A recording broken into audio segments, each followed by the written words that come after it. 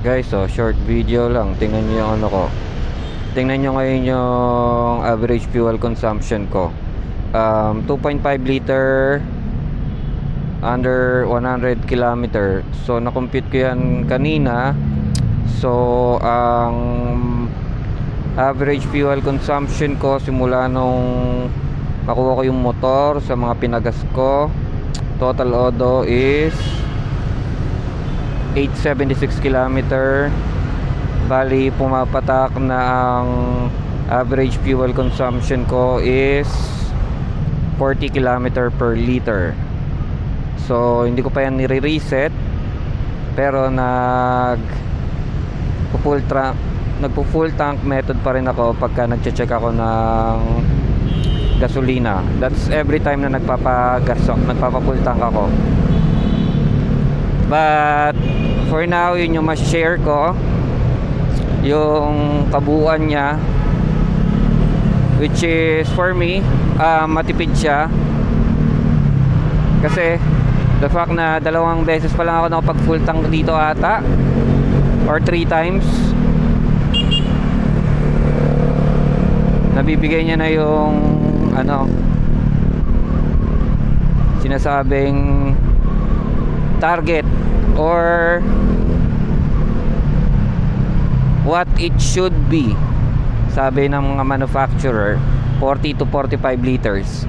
Kasi nasa na ako still in braking period, pero yun nga, kumakapit na yung belt. So maganda na yung play niya. Nagiging matipid na siya sa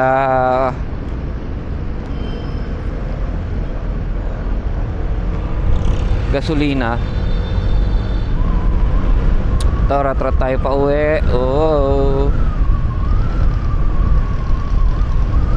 Bali ito, hindi ko pa ito pinapa second PMS kasi kung susundin ko yung nasa manual, second month PMS agad so i-maximize ko muna pag naka plus 1,000 na ako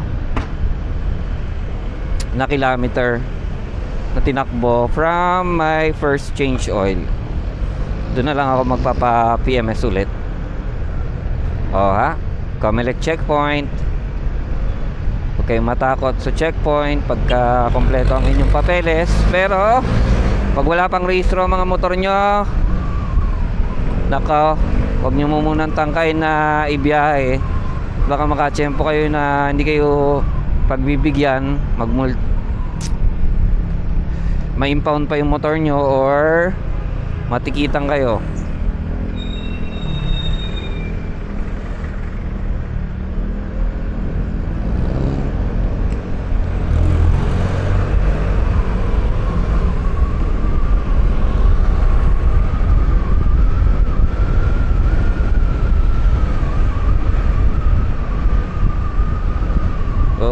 Pothole.